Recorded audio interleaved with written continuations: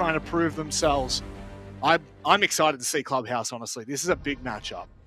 Yeah, me too. I mean, historically, and it's always hard to speak to really old results, but historically, there's so many Invictus Gaming Clubhouse victories that stand out in my mind. So, in times like APAC playoffs, they know how to step up on a map like Clubhouse.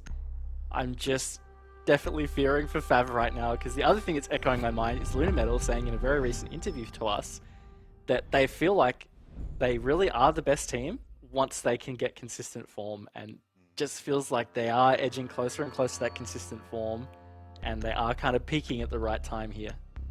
Well, I mean, they were the first team to hand QC their loss. They were going 4-0. Hello, Monty Band. We love to see that. I feel like Invictus have always been known for the Monty plays, so not at all confused by that from FAV. But I will say that, you know, Invictus certainly have shown us and proven to us this season that, or this stage, that they are going to really be a threat toward the end of this year. And I mean, could you imagine if they're able to secure the Mexico major? I'm talking well into the future here, because of course we still have potentially another map after this to decide whether they even have an opportunity to then fight for the opportunity to go to the major. They've still got 2 best of 3s ahead of them. But certainly so, it has been quite a trek for them.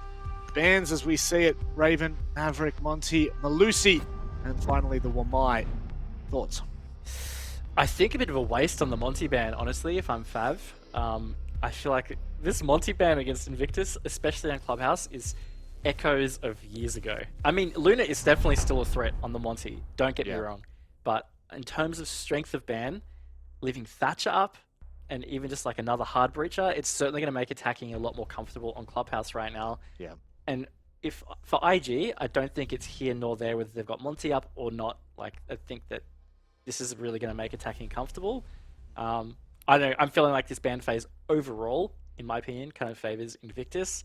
Only marginally. I mean, you can't read into it too much, but they're also the ones starting on the defense. And generally, we have seen Clubhouse just kind of lean a little bit still towards the defender side. Quickly looking on the stats here, in APAC North, 56% overall defense win rate, and South, 54%. Pretty actually even between the two regions. Quite even, regardless of what our minds might tell us, that's for sure. Or maybe Dev can try and convince us again that Chalet is attacking sided. He could do so for Clubhouse here. Now, what I'm really curious is to see how Invictus are going to approach this, because they don't have the best record, honestly.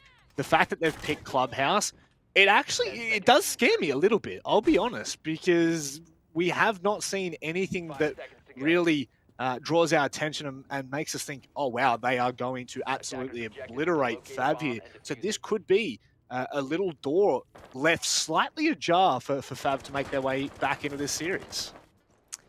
Certainly, and FAV will take any millimeter of light into the tunnel that they can to try and bring this back. So massive opportunity here to excel on these attacks. Already very swift entry into the building. Do really like this from FAV. It's going to try and shut down any kind of roam that IG still have. And from what I could just see on the outlines, they've all dropped back to site now. Looked like Joe was the only one hanging out on storage stairs, maybe deciding to be aggressive, but you can see he's gone down to blue. That's everybody back on site. So FAV can just kind of have their way with the map now and start engaging in a lot of the tasks that you need to do when you're attacking the basement on Clubhouse. And you know, you've already said it with the bans, but like leaving that Thatcher in just allows for so much. At the very least, like a second hard breacher. Something has to be done there for a map that is so methodical in its approach to at least the first phase of the round, at least to opening things up. Again, looking at something like Moto, the hatch. So easy to deal with that. Now Luna, I mean, surely not going to try and juggle this one. I wouldn't be surprised, to be completely honest, but Jordan going down, that's the smoke. That is a very big pick from FAV. It's a big pick. Unfortunately, that C4 to try answer isn't going to hit. So far, they haven't gone for this Moto hatch that Luna's trying to juggle. Here we go. He's going to go for it, and going to have to wait for his EMP. Hasn't been doubled if Luna's quick enough, which looks like he is. He's going to get this. Oh my Big. God. Absolutely huge. I mean, K-Razor is the only hard breacher that FAV have. And oh my goodness, I'm so sorry, my eyes. Yeah, no, that's my fault. I thought for a second, that is surely not how this round goes down. Thank you, Raven, for once again correcting me. I will shut up. Oh, it's alright, bro. No, you were about to make a very good point, it just wasn't right. So it's just not a very good point at all, just a horrific point overall. I guess at the very least, they can still look to deny the Selma charges. They will be able to open up stock for free, but they won't be able to get Kitchen. Shin has gone down in the meantime. It looks like that may have been Luna who dropped in, but Invictus are starting to make this round a lot more dangerous for FAV. Absolutely they are. Now they have the man advantage. Less than 30 seconds to go. It means FAV are going to have to start to get aggressive. Still a really important shield here for Speakeasy to hang out behind. This is about to get deadly here. Certainly is. No kitchen hatch either, so Invictus don't have to worry about that drop coming in. That's a really nice C4 and a great double down from Invictus to secure that first round on their clubhouse defense. FAV, signs are not looking all that great to start with. Yeah, they got their opening pick, but just couldn't really capitalize on it. And what's really sad about that, I guess, is that it was on Jordan, who was the smoke. I mean, such a critical operator on a lot of these clubhouse defenses, because those smoke babes to deny either an entry or even the plants, just given the way clubhouse is structured, is quite important. So it was a good opening pick from Shin. Unfortunately, yeah, they couldn't continue to back it up. They also kind of bungled trying to open Moto Hatch. They eventually got there, but even just losing one exothermic charge to it can hinder your entire strat. You know, who knows, maybe they were going to try and open Church Wall. That could have really changed things and destabilized a lot of positions of the defense. So yeah, FAV going to have to be really careful. They're going to try and keep it really tight with these attacks. I believe this is the first time we're seeing the Flores in this matchup, so not used at all on Consulate, which I feel like it's had a fair bit of use, especially on those basement attacks. You know, a lot of really great utility that you can disperse when you are using the Rotero drones through that hole, and or through the drone hole, I should say, down in basement. But likewise for here, there's so much that the Rotero drone can do and can open up for you. So might just make a little bit of the approach easier. And they do have the Thatcher as well. So this is, I mean, this is cool, calm, and collected. But they do only have K-Razor on the hard breach. No secondary this time, so there you go. Yes, that's correct. Oh, look at you, mate. We got there. do I get a star or a demerit point or something like that? Gold star for sure. Yeah, Gold star. But no, it's definitely a good point. And to your point about Flores as well, he definitely has demonstrated his strength on many of these maps, really, and certainly helpful for Clubhouse, because if you've got utility to clear, just in general, those Rotero drones are so helpful. They really are. So I think it's a great pick, and overall, I really like the attack lineup from FAV. It's certainly nothing special, but I think that's also important, right? They're not trying to do anything too out of the realm that's going to maybe mess with their form later. I think that's fine. On the Invictus Gaming side, though, similar deal. I think what's really interesting to see right now, though, is that FAV haven't really given a massive indicator on how they're going to clear out cash. Here we go. He's going to start using these Rotero drones. And Speakeasy actually has 2 shields there that he can utilize. So that could be tough. Certainly could be. I do really like the... I mean, I hate to see the frost, but I love to see it at the same time. I'm not going to say the word that I think it's Guz and Xenox love to say, but certainly the frost mats will cause a little bit of ruckus. Now, what is that going to really achieve? A bit more of an opening, so Joe won't be able to peek behind the soft wall, so makes things a little bit more awkward. We'll have to face check that, which FAV could hold should they wish to, but a minute 20 left. A FAV in the right position here. Well, I just realized that they've really given up trying to push out the cash players. Fair enough. You know, sometimes you can do this push without doing so, but it's not going to be easy. It's going to be difficult to get the logistics control knowing that your opponents can still retake con. And it's also tricky to then clear out Master because you have to rely on angles from the balcony windows to really cover that. So I think it's going to just make a plant attempt very squishy. It's going to come down to them having to effectively clear out these defenders on top of the fact Speakeasy still looming below, very dangerous. Oh, that's well executed from Typon. My goodness, that is gorgeous. And now Invictus are left scrambling. Speakeasy with a double C4. Shin very quickly trades it. But this is starting to roll a little bit out of control here. Oh, Oh, what? Oh. well, Jordan goes big for the double. Shin's going to have to try and clutch this one solo right now, and certainly going to be tough. 10 seconds to go. Does have a little bit of info. See the yellow ping. It's not enough, though. Luna closes that one out for Invictus. I mean, how? Was it Jordan and Hysterics, or no, Speakeasy, that both came up massive with 2Ks when it needed most? And that is so detrimental to the mental game of FAV, who really looked like they were well and truly in that round. They had shoved Invictus out completely.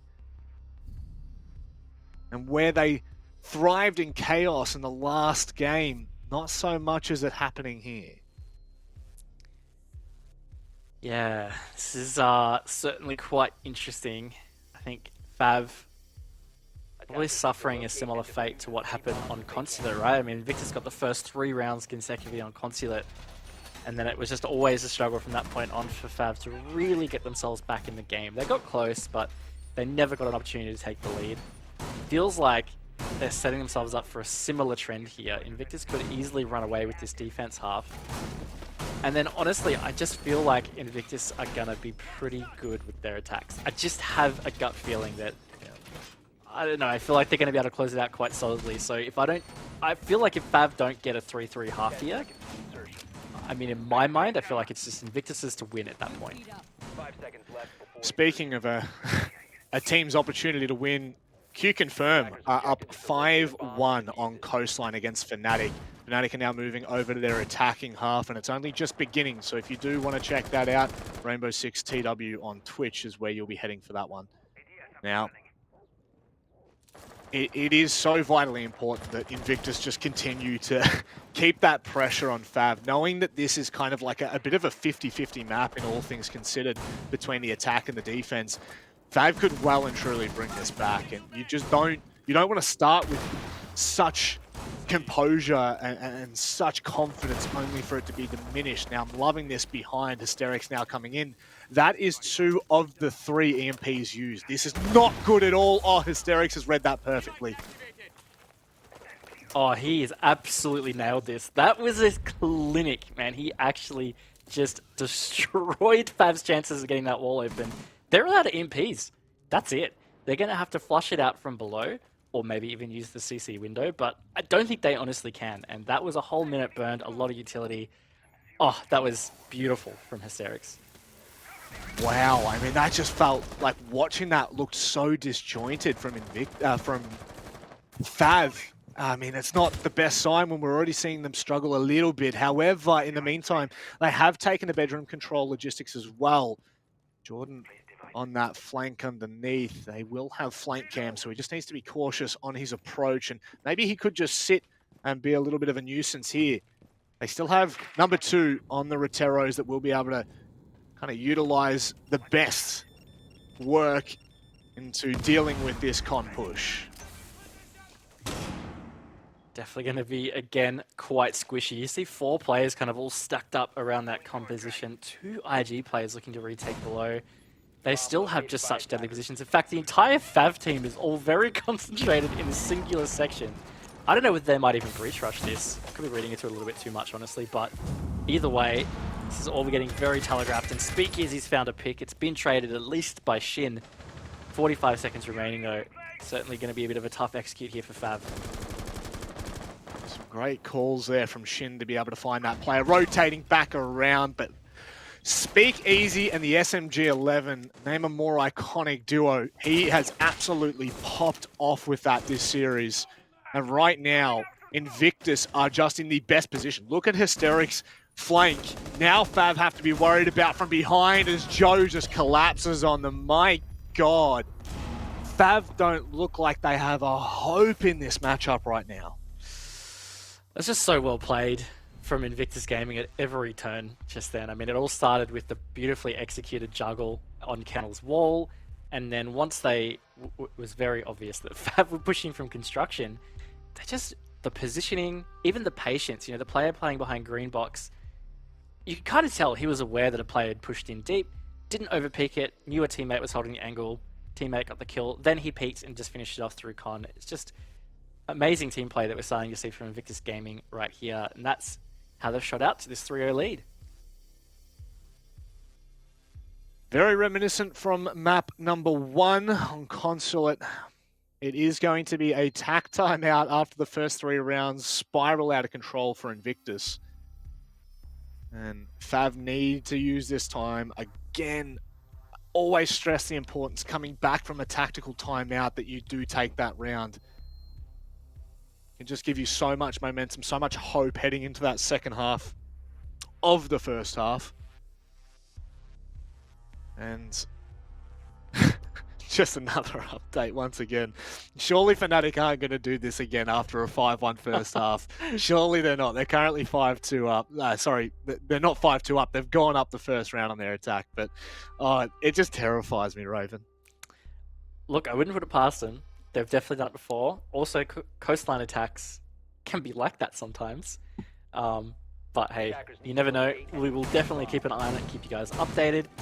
Right here, that timeout is over. So time for FAV to really work out what is going wrong. And I mean, I feel like there is a few pretty obvious things. Hopefully they've been able to identify that and start to really think about some solutions. The other thing I do want to point out, again, I want to preface, I'm not putting it all on one guy. I know this is a team game.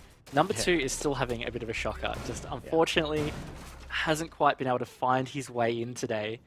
And I'm not saying that is everything that is going wrong with FAV, but he just had such an impact yesterday. You know, it's really hard to not say that he was the MVP easily for their team yesterday, but almost for the entire day of playoffs. Like, yeah, he had a serious impact. Certainly quiet in the first half of Consulate. Second half, he kind of came alive a little bit in a couple of rounds, but this is just not the sign that we had hoped for, you know. At a time where FAV need a hero the most, the call may go unanswered. And, you know, again, just to reiterate, we're not trying to put it on one person, but certainly FAV's performance yesterday can be attributed to 50 kills across 3 maps to one person. So very, very easy to make that argument. It's not even a question, but Invictus are just looking so good at the moment as FAV now start to approach basement once more. Conversely to the whole one player being the star kind of thing, I mean, the argument for Speakeasy on IG, he just doesn't miss. He's 7-1 right now after 3 rounds. Like, he's just so consistent for IG, and it must be really helpful for their team as they're going through a tough period to just be able to lean on such a strong, consistent player. Really is dangerous. But anyway, back to the game at hand, of course. FAV have made some really decent progress to get the map control, start to get this vertical play happening. It all really started to fall apart when they couldn't quite get Moto Hatch open easily, and they never really recovered from that.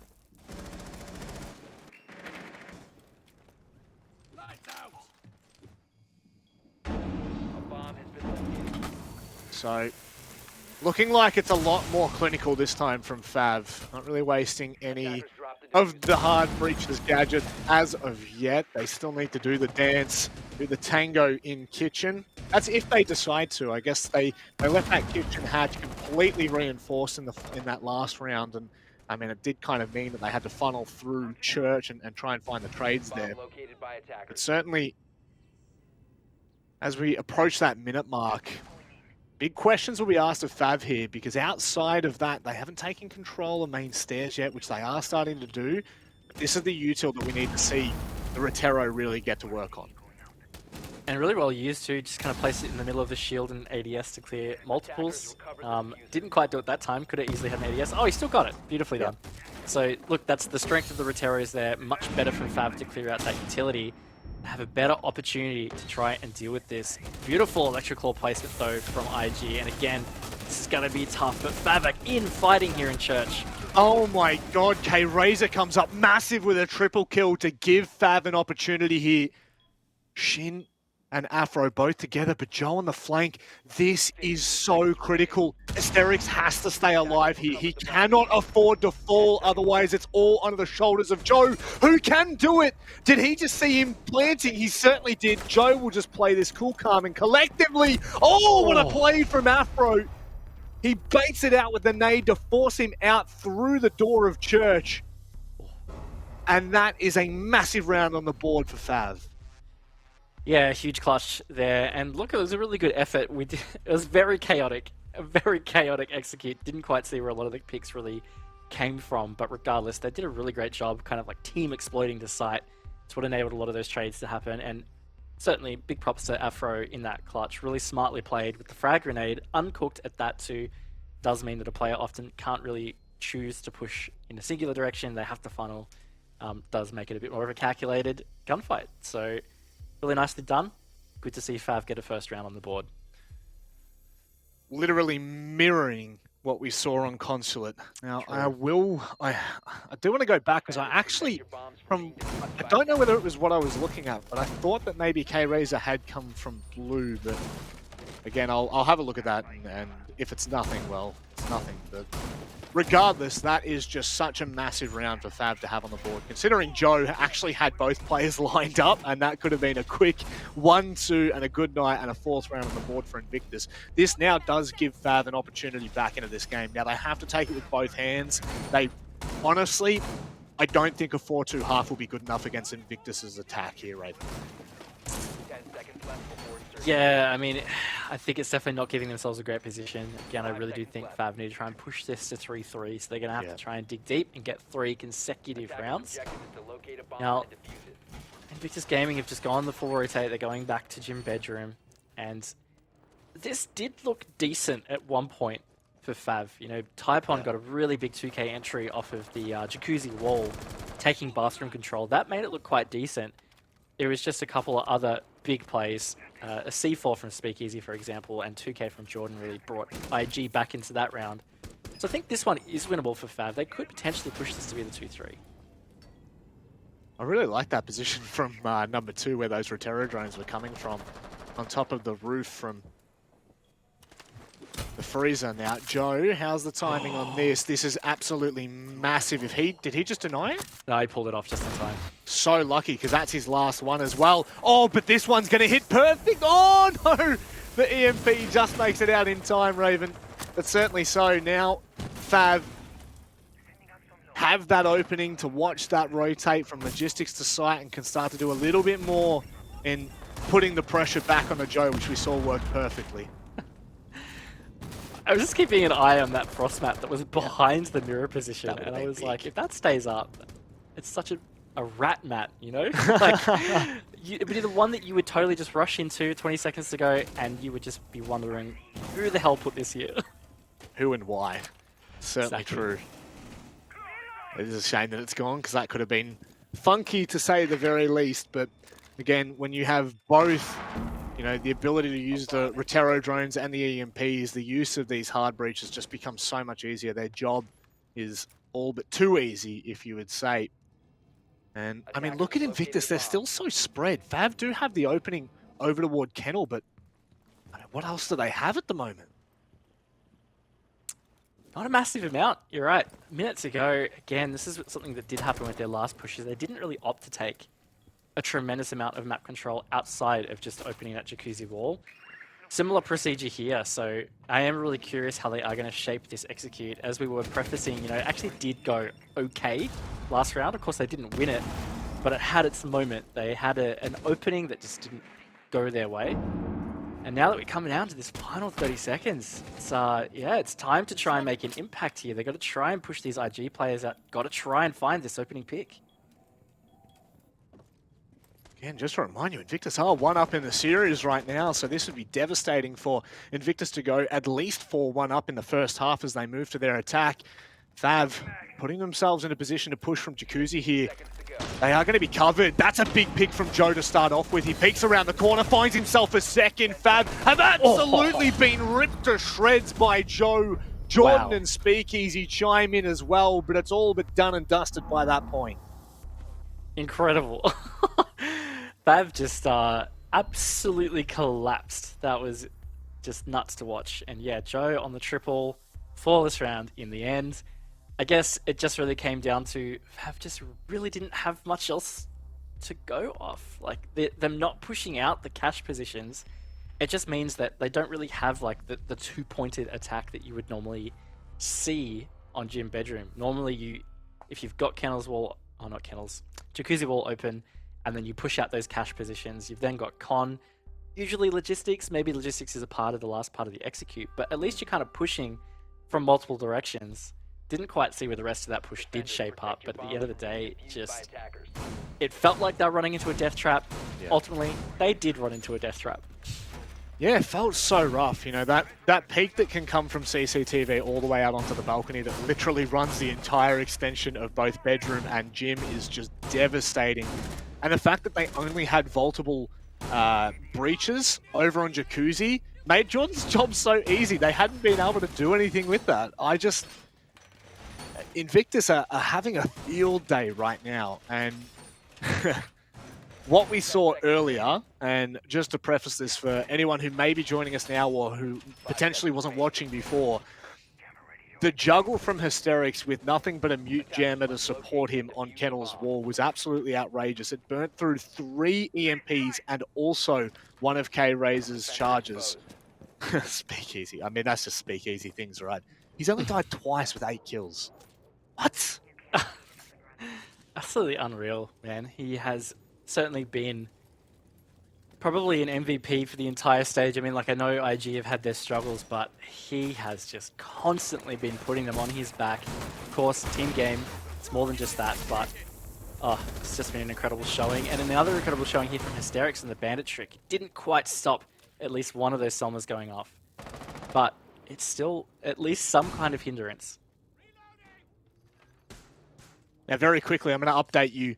Fnatic have gone their first 3 rounds flawless. Not flawless, but they have not been contested on their attack. It is currently 5-4, and they are looking to do the exact same thing they did to Q-Confirm little less than, what, half an hour ago on Chalet? That is not looking good at all. So, again, just to remind you, Rainbow6TW on Twitch is where you'll head for that one. And right now, FAV looking like they're taking a little bit of a different approach once they got at least the sight line into CCTV. They can now start to utilize other sites. I just saw that from Jordan, though. He's cheekily just thrown a Valkyrie camera outside the breach line of sight towards Kennels. They're going to have full info on the execute happening there. Look at that. That is beautiful. Cheeky. That's so cheeky. And I will remind you as well, we're in the 6th round right now, and Invictus each player has only died twice. This is kind of showing you how dominant this team has been. The entire team has been. In come the EMPs. Now, what can Hysterics do? Can he get the timing on these Selma charges? Yes, he can. There's none left for Shin, and there's only one more charge left for K-Razor as well.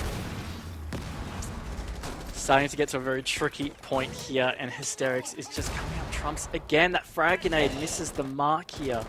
One of those bandit charges is still active. FAV, they've got 45 seconds to make an executive decision. What are they going to try and pull together? They have not once revisited this Kennel's wall. I wonder if they even realize they have a line of sight here. I'm not sure, but either way, here comes the execute manic. They're on site. Oh, God, yeah. They're just walking right into the arms of Hysterics, who goes massive with the sidearm. My God. No. A flawless round and flawlessly played from Hysterics. This is devastating for FAV Gaming. 2 flawless rounds in a row. FAV Gaming haven't had a kill since round 4. That is unreal. Invictus Gaming have seriously stepped up those defenses. FAV only mustering 1 attack, and honestly, like, very surprising. Thatcher is on the board. Should make a lot more of club attacks simpler. I'm not going to say easier because it's not easy, but simpler because you can use those EMPs. But we did see it on a lot of rounds.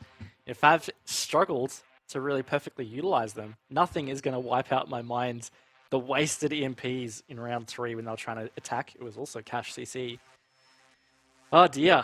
No, this is a very tough position for FAV Gaming right now. They're going to have to do a Fnatic and do 6 rounds in a row to try and save this entire series. Well, I mean, you know, the proof is in the pudding. It can be done. It can be done.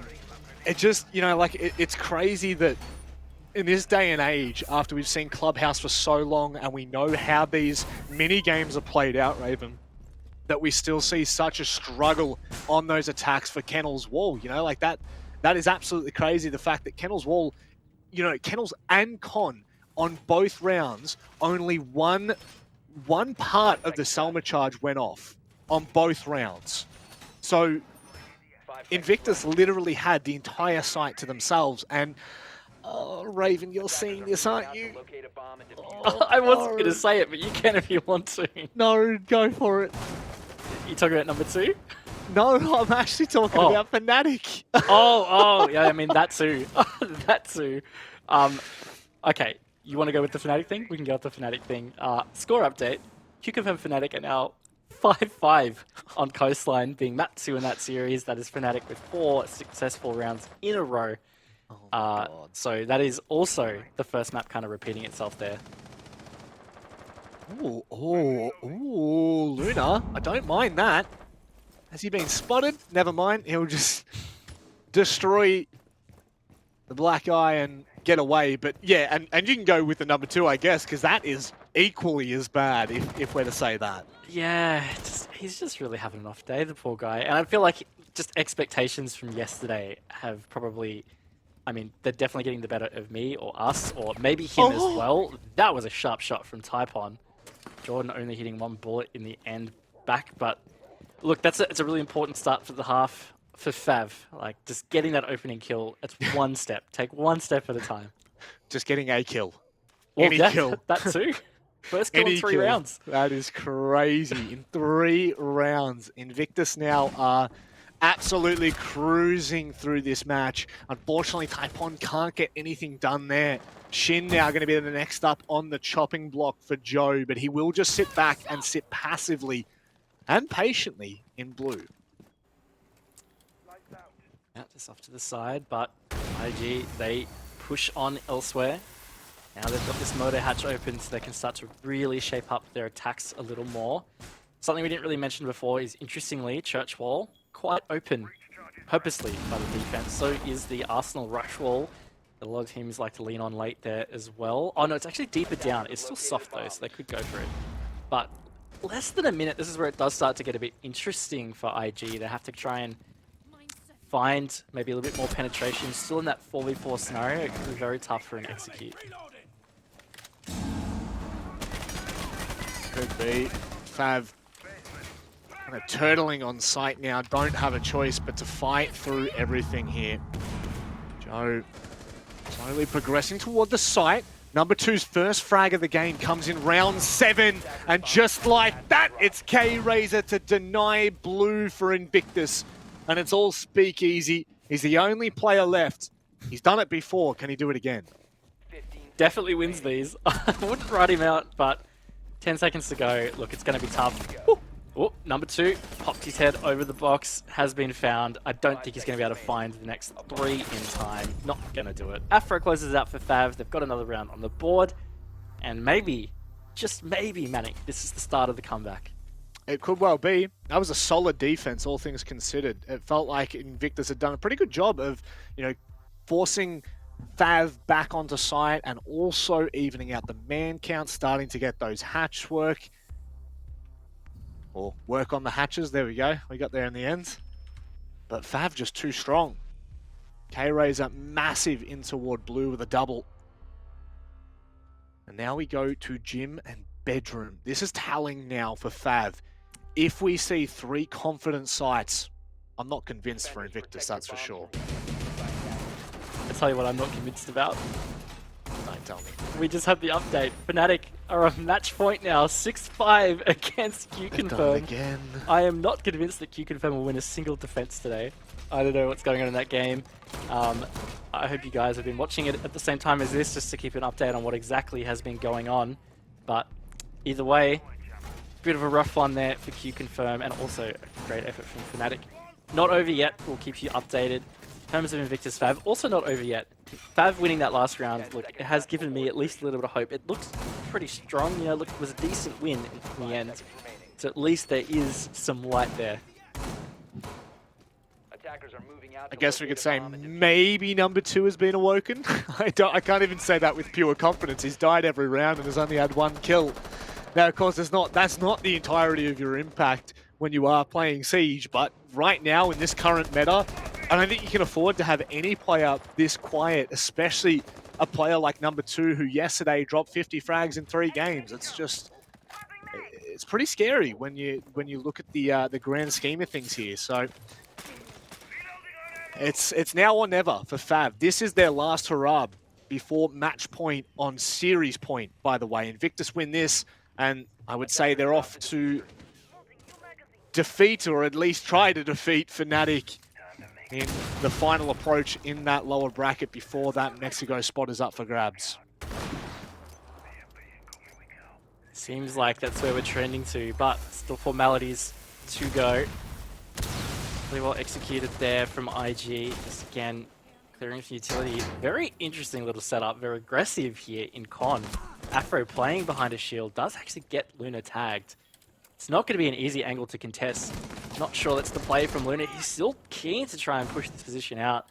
Potentially maybe they need to get a frag grenade in there, but yeah, point of contention for sure. Here comes the frag. ADS. Yep. Not ideal. Not ideal at all. They eventually displace, at the very least, the shield. Joe wasn't in a position directly as Afro fell back to contest, so that may be an opportunity gone begging. Oh, hello! How's that for a cheeky little cam outside? Literally in the middle of nowhere, you'd never spot that. Classic. Absolutely classic. Big difference here, though. If you guys want to play spot the difference between the 2 attacks, IG actually have genuine map control. So I'm very curious how this will play with the execute. Seems to play much further into their hands. That being said, there is some very good intel getting gathered from that camera in particular. But IG can do this kind of multi-faceted approach if they want to. They haven't cleared out logistics, but they have found that opening kill. You can have all the information in the world, but when Speakeasy gives out free haircuts like it's going out of fashion, I don't really know what else you can do. K-Razor's in an incredible position right now to dismantle this attack. Typon may just use him as bait, wait for them to try and make something work, and just like that, Jordan's now caught them in a rock and a hard place. But Invictus, do they have enough to be able to capitalize? Oh my god. Oh wow, that is not good. However, Shin and Afro, they may be the saviors here. Shin on the flank, 1v3 Raven. Oh, on the main stairs, he could definitely peek to deny, but his pre-fire gives him away. Hysterics perfectly covering from the corner near Kennels, and Manic, this is IG now on series point.